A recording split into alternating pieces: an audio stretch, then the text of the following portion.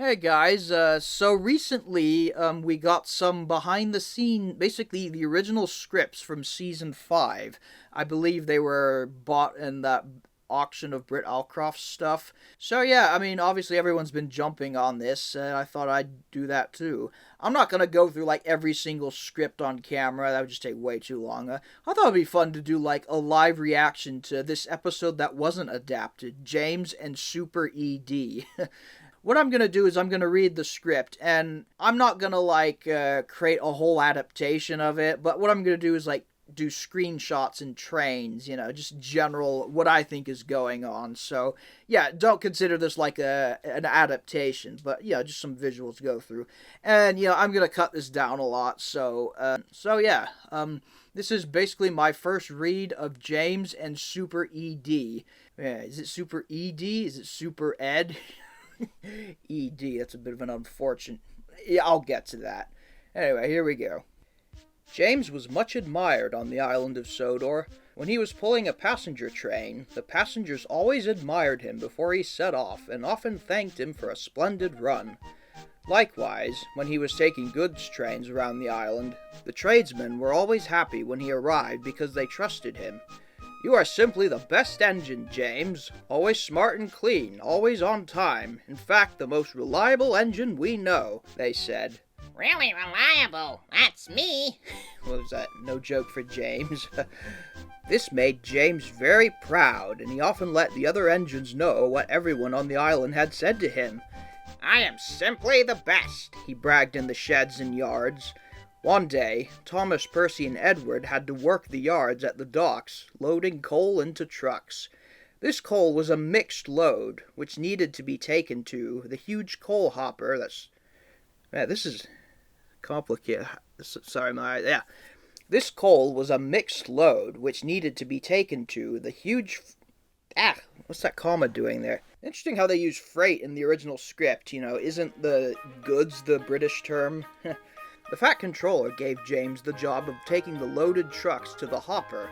James hated this work. It seemed every time he worked with coal, it rained, making his lovely red paintwork filthy. It often took the yardmen 2 days to get him sprinkling clean again, and James hated being washed. Well, that's kind of unfortunate if you love being clean and shiny, but hate being washed. Isn't that kind of counterintuitive? The Fat Controller spoke to him. "James, I've chosen you to do this job because you're fast and reliable. As soon as you're finished, you may do your favorite farmland run as a reward." "Come on, old boy, we'll soon be done, you'll see," said his driver. But when they arrived there was much confusion. The rain poured down, and the crane men refused to work any longer. "There's a threat of thunder and lightning, very, very frightening. Me, Galileo..." I'm sorry. "There's a threat of thunder and lightning. That's us finished until it passes," said one to James's driver. James complained bitterly as they sorted out their trucks, but there was nothing he could do about it. Engines worked come snow, storms, or floods. An engine's job is never done, and be grateful for that, said his fireman before they set off. Wait, that doesn't make... Be grateful that your job isn't done? I guess grateful that they're always in use, active, in service. Yeah, I guess. James was in a filthy mood when he arrived at the hopper. Sorry to interrupt. I get maybe this was these scenes of James at the docks, when it's raining, collecting trucks, and all this confusion. Yeah, that was probably transferred over to James in The Trouble with Trees. Your color's nice. Pity about your face, though. James was in a filthy mood when he arrived at the hopper. His task was tricky, but not all that difficult. The work seemed slow. Come on, he yelled angrily. "I've got much more important things to do than watching trucks being unloaded." But the trucks would have none of it. They knew James and his outbursts. Oh my goodness, wow. "You're just like a big red pimple, and we all know what we do with red pimples, don't we? Pop 'em!" And the trucks all laughed. Oh my god, I mean, for Thomas, that's actually, that's kind of a... Yeah, I know it's not like poop jokes, but, it's something that you don't really think would go together. This made James even angrier, and he treated them roughly. Then the thunder and lightning came. Suddenly, a bolt of light struck the hopper, which made it go out of control. James also felt that he was being lifted as well, but he was far too heavy for the winch, which came to a grinding but sudden halt. Wow, this is kind of going into the next season too. Is this where they got the idea for Percy on the hoist for middle engine? Then the first truck on the ramp itself fell off, pulling the other one with it, which in turn pulled James off the rails. He fell sideways. As he lay on his side, coal spilled all over him and nearly covered him. The Fat Controller was most annoyed with him. "You must learn to control your temper, James. Otherwise..." And he left James to think about what otherwise might mean. Yeah, this definitely does giving me middle engine vibes. The following day, after the storm had abated, things got back to normal, but the Fat Controller wanted more than anything else to clear the huge line of coal trucks in the dockyards, so he found a diesel. The diesel was not at all efficient. He kept breaking down and was not as powerful as he looked. But one day, whilst in the coal hopper yards, a sudden thunderstorm arose. Lightning hit the rails right in front of the diesel. Smoke poured out of his engine cover. Then it cleared, and when it did, the diesel somehow looked different. "I feel marvelous. Please take me for a run," he said to his driver, who duly obliged him. Wait, so, okay, now I'm confused. His driver couldn't believe the new power in ED. So, I know that there's lightning in this story, based off pictures I've seen and all that, but, so, did the lightning actually help him? I'm confused, what, is this like, lightning striking a model train set and then the trains start working? Wow, this is very weird. Yeah. Unlimited power! Yeah, so being struck by light, or at least the rail struck by lightning, that gave him more power? This is like something out of a Tom and Jerry cartoon. Wow, again, I know that there's lightning strikes in this story, but not like in a positive way. Maybe that comes later. Anyway, his driver couldn't believe the new power in ED. That is an unfortunate abbreviation. At first I thought ED were like eating disorder, but now I'm realizing no, there's another thing, ED, that I won't mention, but yeah, it's something a lot of old men get, that they get pills to treat. The electric shock from the lightning had converted ED into Super ED. Oh my god. Wow. I don't think being Super ED, the definition I was just talking about, I don't think that'd be a thing to brag about. The Fat Controller was most impressed. "I shall try you out on my express passenger services," he said excitedly. Wow, this is getting even more cartoony. Again, I'm confused. Like, the lightning strikes the tracks and he's suddenly getting more power even when he turns off and all that. I can understand, like, if he was moving on the tracks, lightning struck, and then suddenly he, went out of control. But did the lightning strike act as, like, a charger for him? Oh, my goodness. ED was delighted. I'm sorry, I can't get over that. ED was delighted. All the engines made rude remarks about him, and wheeshed him whenever they could, but no matter what they did, ED whizzed here, there, and everywhere. Everyone waited to see him rush by. He sped through tunnels, through the countryside, through crowded mainline stations. In fact, he was going so fast that Gordon's record was under threat, which annoyed Gordon and the other engines immensely. Soon, ED was nicknamed Super ED. Oh, wow. Posters appeared all over the island. Get ahead. Oh, man. They knew what they were... Whoever wrote this, David Mitten? He knew what he was doing. Yeah, I could definitely see why they scrapped this. Get ahead with Super ED, they proclaimed. Even ED's driver and engineer became special. Is it ED or Ed? I don't know. They wore brand new uniforms with a badge with ED's face on it. The Fat Controller had never known business to be so good. He stood proudly on the platform outside his office and admired ED. Oh, yeah, again, I'm not going to say the two words, but it's something dysfunction. I'll put it that way. That's why I keep cracking up. People came up and shook his hand and told him what a splendid railway he was running now he was using Super ED. Yeah, that, if it's the ED I'm thinking of, that's not a splendid thing. And they wanted more like him. No, you don't. You do not want ED. This was very disturbing news for the other engines. They blamed James for everything. No matter what. Yeah, James caused ED to take over.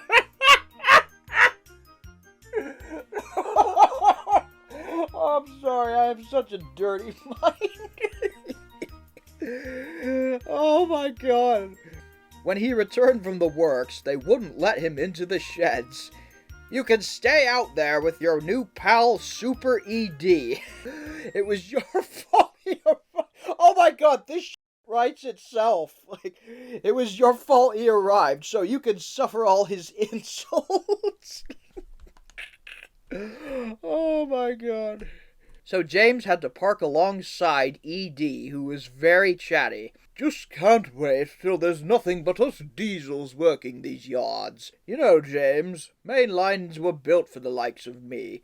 All you old chuffers are good for is shunting yards. Yeah, all those old chuffers who are mad that James gave him ED. Oh, yeah, I'm never gonna get this done. He scoffed and sniggered away, leaving James to fume on the sidings. Yeah, if any engine, I mean, no male engine wants to get ED, but especially an engine like James, given how much he likes to boast. The next day, Gordon was waiting for his train in the yards outside Knapford Station. A storm was brewing overhead, which was delaying things for him. Just then, Super ED drew alongside.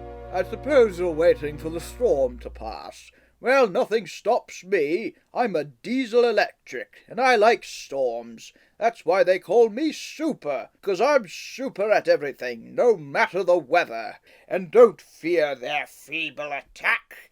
Nothing will stop the return of the Sith. I am so sorry, but that was just going through my mind. Electricity, weather, and he purred happily, waiting for a signal to move off. Just then, a bolt of lightning struck Gordon's front buffer. Wow, again, this kind of writes itself. I was just making Palpatine jokes. Force lightning. And zinged onto ED.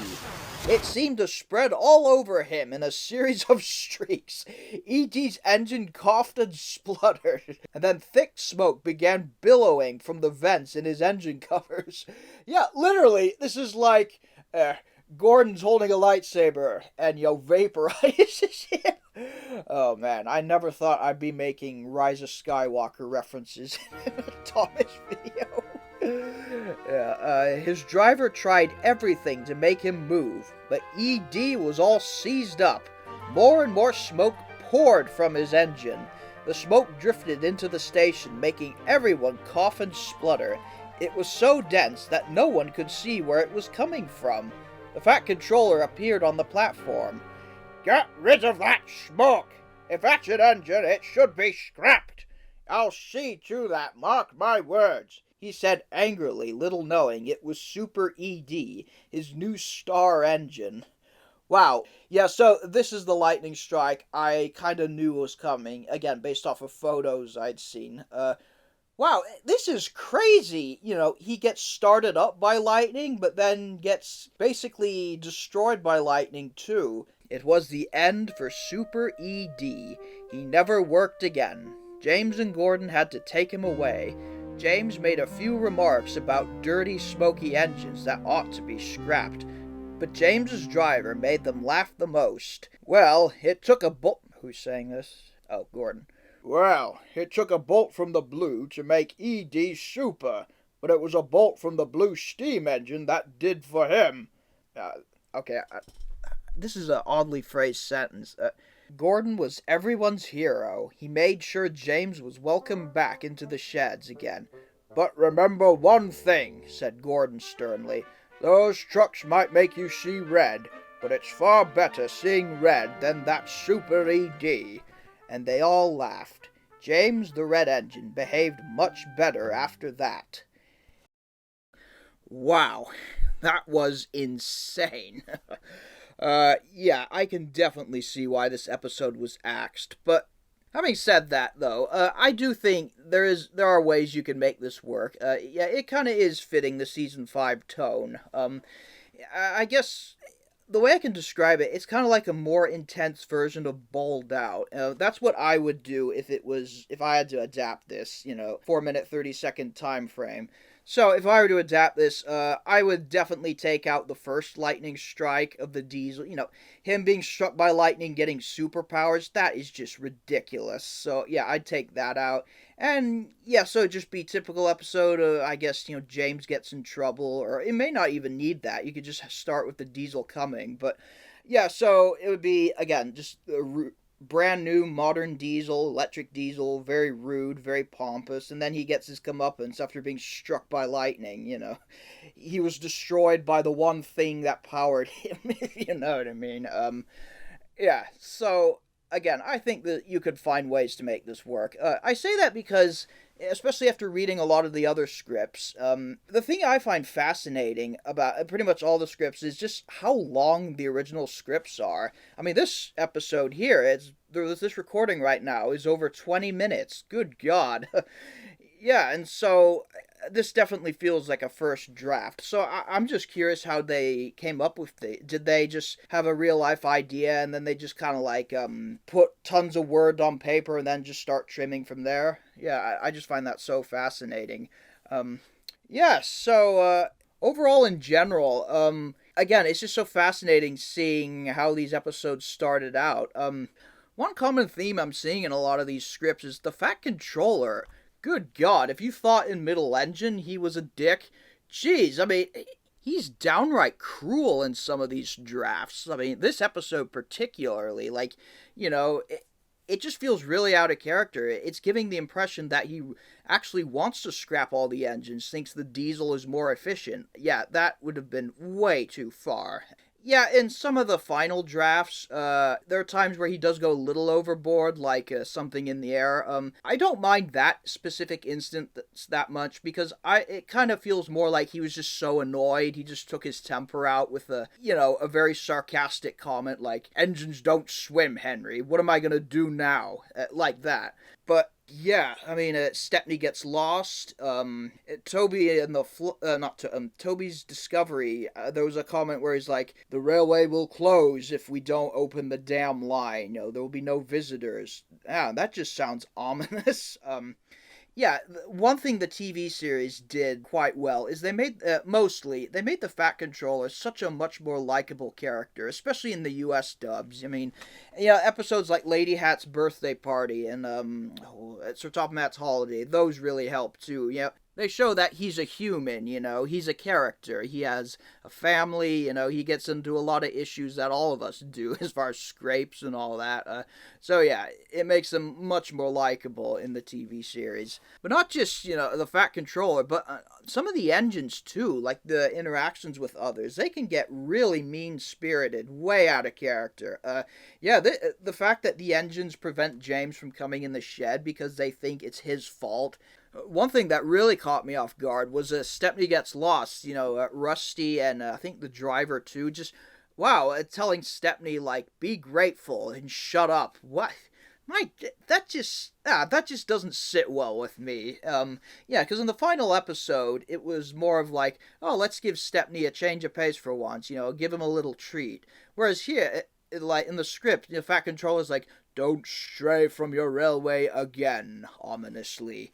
Oh, and speaking of Rusty, yeah, they refer to him as a female. So, I talked about this a little bit in my characters ranked video. My opinion on that is making him gender neutral. I think is a, again, I'm not gonna get on a whole top debate about this.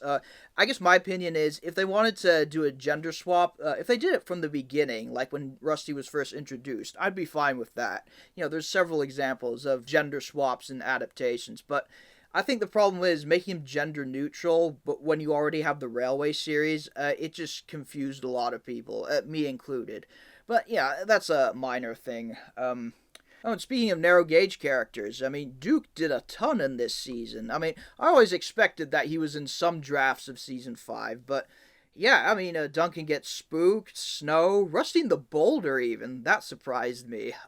From what I gather, looking at all these notes, it appears that Duke's small scale model, it was just so hard to work with, you know, compared to the others. You know, probably because he had the tender. It was probably just down to a technical decision, you know. It was just they didn't want to go through the effort of creating a large scale model with a tender or something. So that definitely does explain a lot. Yeah, that's sad, but again, I can understand that. However, that doesn't really explain, you know, why they chose him to be Bertram. Kind of like what I've been saying in the, you know, in the character ranking video with Sir Handel. It would have been nice to at least see some of these characters, even if they were just static, you know, the small scale models going here and there. Yeah, like the first scene of By George. That's where you could have fit in these non-large scale characters.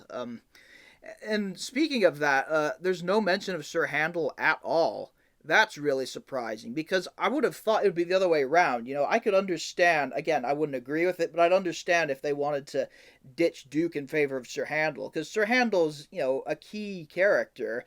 But no, he's not in there at all. And I wonder why. Is there some. Do they think he's too similar to Duncan? Yeah, that's just something I'm really fascinated about. One thing I find so interesting, the way that they explained how Boulder got there is pretty much spot on as to how I interpreted it. You know, my theory when, you know, I did the Engines of Sodor episodes on him. Yeah, you know, he was built or carved by, like, the ancient people, ancient tribesmen, as some, like, divine object, something from the gods. So, yeah, I was right. Let's see, is there anything else? Yeah, I guess my overall final thoughts are, as I said before, it's just so fascinating seeing how these stories evolve, particularly without the Railway series to go by. So these scripts are very complicated, you know, very technical heavy and all that, but they did a really good job of simplifying them down into the, you know, the 4 minute 30 format. You know, I'll put it this way, you know, whoever wrote these scripts, so probably David Mitton, he was good at just making the overall frame of the stories, you know, all this technical heavy information. And then the person who edited the scripts, so probably Britt Alcroft, she was really good at just, you know, simplifying them down to, again, you know, the Thomas format. And I'll put it this way, you know, David Mitton created the frame of the story, whereas Britt Alcroft was able. Britt Alcroft, I think, she had the eyes. She was able to see through the eyes of a child and was able to make edits as far as that. So, yeah, that's a good way of describing it. So, yeah, I mean, that's pretty much all my thoughts on this. I just thought this would be a fun video. Yeah, thank you guys for watching.